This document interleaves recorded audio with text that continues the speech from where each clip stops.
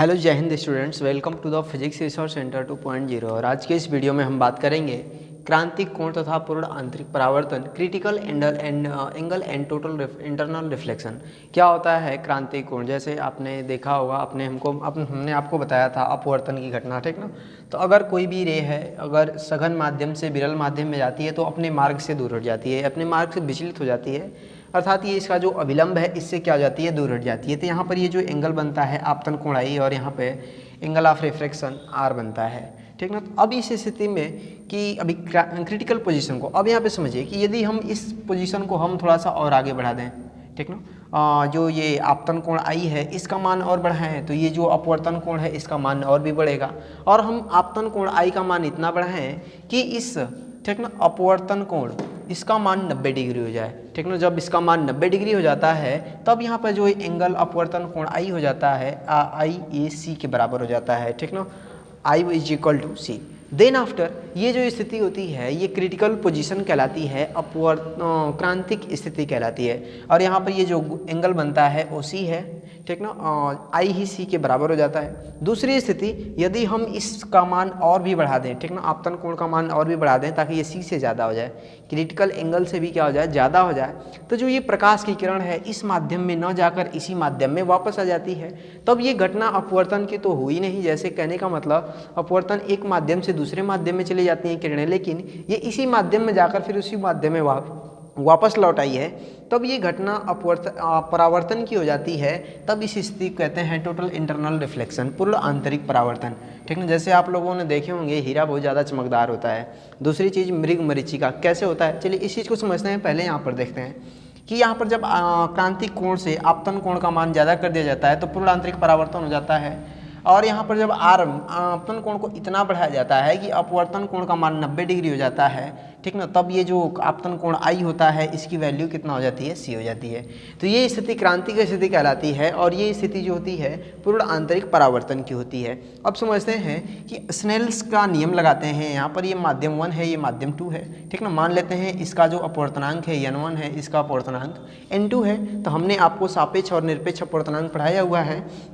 जैसे समझते हैं कि यदि हम स्नेल का नियम लगाते हैं, ये कितने के इक्वल होता है, n2 अपान में n1 is equal to sine i बटा में साइन आर, साइन आई बटा में साइन आर। ये तो स्नेल का नियम है, सिंपल सा। अब आप ये इस चीज़ को समझिएगा कि ये n2 है, ये n1 है, लेकिन जब यहाँ पर हम इसका मान कितना हो गया है, 90 डिग्री, r का वैल्यू कितना हो गया है, 90 डिग्री, और ये जो i है किस में बदल गया है, c में, तब ये हो जाता है साइन c, और अपान में ये साइन 90 डिग्री। कितना हो जाता है फ्रेंड, साइन 90 डिग्री। जब ये साइन 90 डिग्री हो जाता है तब इस चीज़ को समझिएगा कि साइन 90 डिग्री की वैल्यू 1 हो जाती है, और साइन c बराबर में n2 अपान में n1 आता है। Sine c is equal to n2 अपान में n1, ठीक ना। ये जो स्थिति आती है, अब यहाँ पे जो एंगल है, अब इसमें जो संबंध दिखाया जाता है क्या चीज़ है, पहले माध्यम के सापेक्ष दूसरे माध्यम का अपवर्तनांक, अर्थात, ठीक ना, इसका जो आई वाले का जो माध्यम है, ठीक ना, ये विरल माध्यम है, तो इसका जो अपवर्तनांक होगा कम होगा, इसका अपवर्तनांक क्या होगा, कम होगा। और यहाँ पर ये जो n2 सघन माध्यम है इसका अपवर्तनांक ज़्यादा होगा। जब इसका अपवर्तनांक ज़्यादा होगा तब यहाँ पर कुछ ऐसी पोजीशन बन जाती है कि ये जो एंगल है, ठीक ना, पहले माध्यम के सापेक्ष दूसरे का अपवर्तनांक है। तब यहाँ पर हम ये ज्ञात करते हैं कि मान लेते हैं ये वायु है, ये नीचे अगर जो माध्यम है सघन है, ठीक ना, तो दूसरी चीज़, ठीक ना, ये कितना होगा यार, n1 अपान में n2, और ये 1 अपान में साइन सी, 1 अपान में कितना हो गया, साइन सी। इसको हम इस तरीके से भी लिख सकते हैं। जब हम इस तरीके से लिखेंगे तो आप ये समझिएगा, अब पहले माध्यम का अपवर्तनांक दूसरे के सापेक्ष, पहले माध्यम का अपवर्तनांक दूसरे के सापेक्ष, तब इसे हम स्मॉल n भी लिखते हैं। ये फार्मूला आता है 1 अपान साइन सी, 1 अपान साइन सी, ठीक ना। आई होप ये समझ में आ गया होगा। अब यहाँ पे जो दूसरी पोजीशन है पूर्ण आंतरिक परावर्तन की, इस चीज़ को समझते हैं। जैसे मान के चलिए, एक मिनट, तो चलिए समझते हैं पूर्ण आंतरिक परावर्तन। मृग मरीचिका क्या होता है, मृग मरीचिका, ठीक ना। ये जो मृग मरीचिका है गर्मी में जब तेज धूप होती है उस समय लगता है बहुत दूर यार, फिर ये रेगिस्तान वगैरह में जहाँ पे ज़्यादा बालू वगैरह है, ठीक ना, लगता है, या फिर ये कोलतार की जो सड़कें हैं यहाँ पर दूर से देखने पर लगता है कोई जल है, पानी है, ठीक ना। लेकिन यहाँ पर कुछ ऐसी चीज़ें नहीं हैं, वहाँ पर जाने पर ये चीज़ें नहीं मिलती हैं, जैसे पानी दिखता है तो मिलती नहीं है। इसका कारण क्या चीज़ है? पूर्ण आंतरिक परावर्तन, ठीक ना। जब बहुत तेज़ ज़्यादा धूप होती है तब वहाँ का जो टेम्परेचर हो जाता है ज़्यादा हो जाता है, और जब टेम्परेचर ज़्यादा हो जाता है तब वहाँ का जो माध्यम है वो क्या विरल प्रतीत होने लगता है। अब जो प्रकाश की किरण मान के चलिए कि अगर कोई पेड़ है या फिर कुछ है, ठीक ना, अगर मान लेते हैं यहाँ पर एक पेड़ ले लेते हैं, ये क्या चीज़ है? एक पेड़ है, ठीक ना, ये पेड़ है एक, और यहाँ पर ये कोलतार की सड़क है, ठीक ना, ये क्या चीज़ है? कोलतार की सड़क है। तब यहाँ पर यदि कोई व्यक्ति एक है, ठीक ना, एक व्यक्ति है और इसको भी लगता है यहाँ पर पानी लगा है, लेकिन पानी है, लेकिन ये ऐसा कुछ भी नहीं होता है। ये ऐसा इसलिए होता है, ये पूर्ण आंतरिक परावर्तन। जब सूर्य की धूप तेज होती है तब यहाँ पर टेम्परेचर तापमान जो होता है ज़्यादा बढ़ जाता है, और जब तापमान ज़्यादा बढ़ जाता है तब ये माध्यम विरल हो जाता है। और आपने पढ़ा है कि जब किरणें, प्रकाश की किरणें सघन से विरल माध्यम में आती हैं तो अभिलंब से दूर हट जाती हैं, और जब अभिलंब से दूर हट जाती हैं तो इससे जो आने वाली प्रकाश की किरणें होती हैं वो टकराकर सीधे इस व्यक्ति के पास पहुँचती हैं, ठीक ना। और जब ये इस व्यक्ति के पास पहुँचती हैं और ये इसको देखता है तो अब ये इसको लगता है कि ये जो पेड़ है ना किसी जल के किनारे स्थित है। अब ये जल के किनारे, तब यहाँ पर ये घटना मृग मरीचिका की भी पूर्ण आंतरिक परावर्तन की है। दूसरी चीज़ कि जो आप हीरा देखे होंगे, ठीक ना, डायमंड इतना चमकदार कैसे हो जाता है? तो ऐसा होता है कि उस वहाँ पर भी घटना पूर्ण आंतरिक परावर्तन की होती है कि प्रकाश उसी माध्यम से टकराकर उसी में, ठीक ना, हीरे के जो पृष्ठ होते हैं, ठीक ना, उन्हें इस तरीके से काट दिया जाता है, राउंड किया जाता है कि उसमें जो आने वाली प्रकाश की किरणें घुस तो जाती हैं परंतु निकल नहीं पाती हैं। निकलती हैं कुछ विशेष तलों से निकलती हैं, और जब निकलती हैं तो अपने मार्ग को दृष्टिगोचर कर देती हैं। दृष्टिगोचर मतलब बहुत ज़्यादा चमकने लगता है, और जब उनका मार्ग चमकने लगता है तो हीरा का भी मतलब चमक दिखता है। लेकिन हीरे का जो पदार्थ का अपवर्तनांक होता है वो ज़्यादा होता है, अर्थात सघन माध्यम होता है, ठीक ना। और जब सघन माध्यम होता है तो वो किरणें टकराकर परावर्तित रहती हैं, ठीक ना।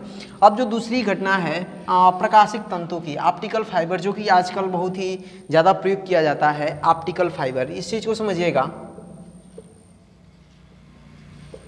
ऑप्टिकल फाइबर, प्रकाशिक तंतु, इसमें क्या होता है? जैसे ये नेटवर्क है स्पीड 4G या 5G, इस समय तो 5G भी लॉन्च हो चुका है। इसमें क्या होता है कि जो भी वेव्स होती हैं, ठीक ना, इंटरनेट की जो वेव्स होती हैं, ये इस टाइप का कांच का या फिर क्वार्ट्ज का एक पाइप होता है, नलिका, और इंटरनेट को मान के लिए इस स्थान से इस स्थान तक पहुँचाना है।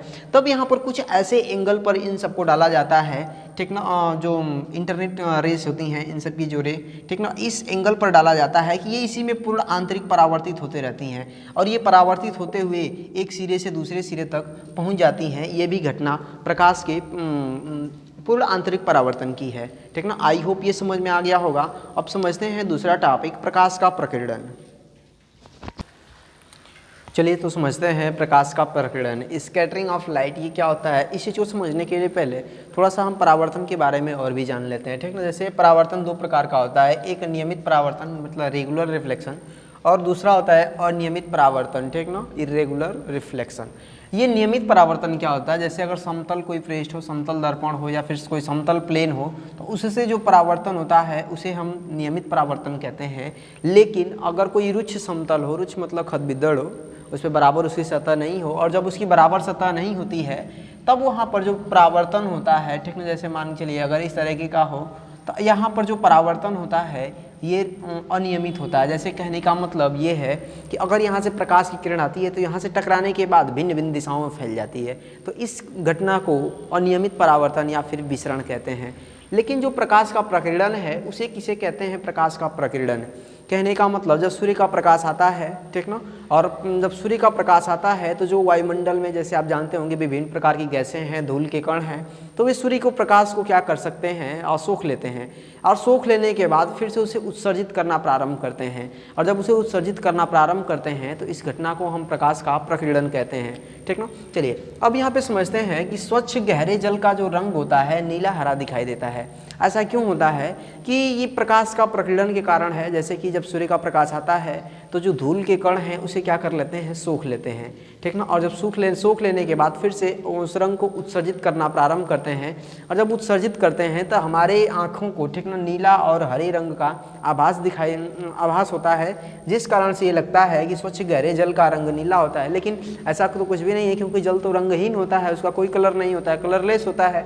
दूसरा चीज़, आकाश का नीला दिखाई देना। आकाश जो नीला दिखाई देता है किस कारण से दिखाई देता है कि जब सूर्य की किरणें आती हैं तब उसे क्या कर लेता है, जो धूल के कण हैं या फिर जो वायुमंडलीय गैसें हैं उनके कण को खींच लेते हैं, सोख लेते हैं, ठीक ना, रंग को सोख लेते हैं, और फिर उसे क्या करते हैं कि उत्सर्जित करना प्रारंभ करते हैं, जिसे प्रकृषित भी कहा जाता है। जब उसे प्रकृषित करना प्रारंभ करते हैं तो जिस कारण से ये आकाश का रंग क्या होता है, नीला दिखाई देता है। दूसरा कारण ये है, दूसरा, सूर्योदय एवं सूर्यास्त के समय सूर्य का लाल दिखाई देना। ये लाल क्यों दिखाई देता है, ठीक ना, ये घटना कब होती है कि जब सुबह और शाम के टाइम सूर्य क्षितिज पर होता है, ठीक ना। क्षितिज कहने का मतलब, मान के चलिए इधर ये हमारा सन है, सन, ठीक ना, इसको हम पृथ्वी अर्थ ले लेते हैं, इधर ये अर्थ है, और इधर ये सूर्यास्त के टाइम ले लेते हैं, ठीक ना। जब मॉर्निंग में लेंगे तो सूर्य कहीं इधर होगा, और जब इधर होता है तब इधर समझिएगा इसके जो सूर्य का वायुमंडल है, पृथ्वी का, ये क्या चीज़ है, इधर इसका वायुमंडल है, और इसके वायुमंडल में बहुत सारे धूल के कण होते हैं, और जब ये सूर्य का प्रकाश इसके पास आता है इस तरीके का, तो अब यहाँ पर अभी तो सुबह हो रहा होता है ना, यहाँ के लोगों के लिए सुबह हो रहा होता है, तो अब ये घटना समझिएगा कि जो लाल रंग होता है उसका तरंग दैर्घ्य ज़्यादा होता है, और जब लाल रंग का तरंग दैर्घ्य ज़्यादा होता है तो यहाँ पर जो भी श्वेत प्रकाश आता है, सूर्य के प्रकाश को श्वेत प्रकाश कहते हैं, उसमें 7 रंग होते हैं, ठीक ना, VIBGYOR, विवियोर, ठीक ना। इसका जो तरंग दैर्घ्य होता है सबसे ज़्यादा होता है, इन सब का तरंग दैर्घ्य कम होता है। तो अब देखिएगा यहाँ पर ये जो लाल रंग है, ठीक ना, इसे कम धूल के कणों को पार करना होता है, और यहाँ पर ये जो अन्य रंग है, ठीक ना, वायलेट, इंडिगो, ब्लू, इन सबको ज़्यादा मतलब धूल के कणों को पार करना होता है। तो ये पार करते करते समाप्त हो जाते हैं, और यहाँ पर जो व्यक्ति होता है, ठीक ना, उसके पास कौन सा रंग, रेड कलर पहुँचता है, लाल रंग पहुँचता है, जिस कारण से उसे आभास होता है कि सूर्यास्त और सूर्योदय के समय सूर्य लाल दिखाई देता है, ठीक ना। तो आई होप ये वीडियो इन्फॉर्मेटिव लगा होगा, समझ में आया होगा। मिलते हैं किसी नेक्स्ट वीडियो में। जय हिंद।